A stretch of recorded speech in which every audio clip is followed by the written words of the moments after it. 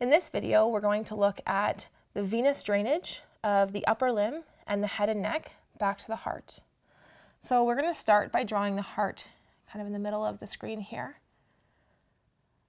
But what's different from when we did the artery videos is that we're always going to now be looking at veins starting as far away from the heart as possible and working our way back towards the heart, kind of following the direction of blood flow. So again, we're going to mark some basic landmarks. We'll mark the diaphragm. We'll mark that first rib again. And we'll mark the border of Teres major.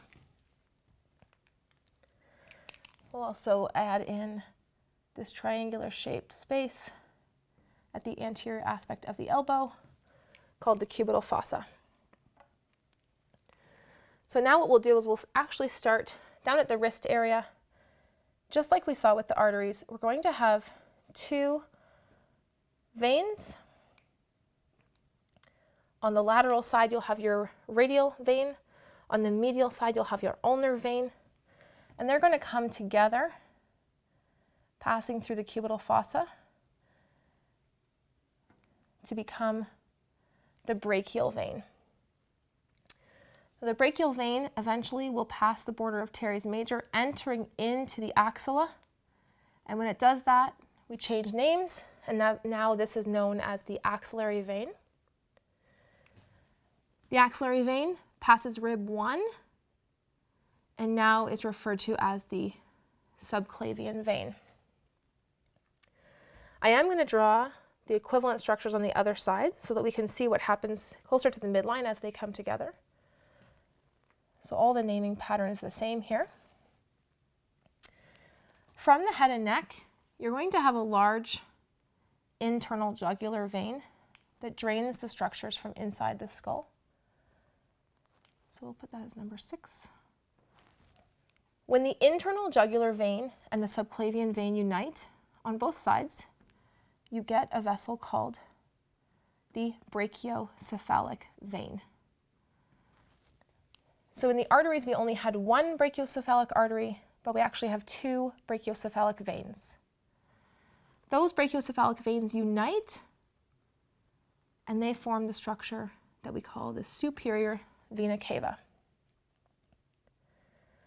In addition, if you have internal jugular veins, you would assume that you have external jugular veins.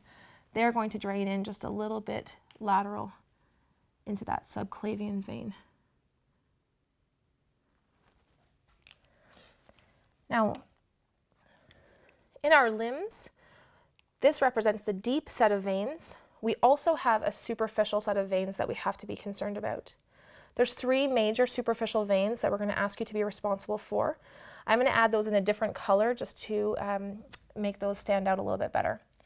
So we're going to add the first one, which ascends the arm on the medial side, and it's going to unite with the brachial vein to help form that axillary vein, and that is called the Basilic vein.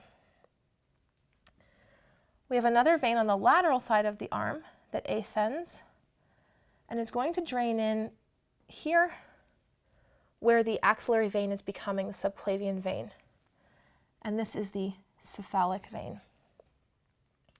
Now these veins have a connection right across the cubital fossa that I'll add in here.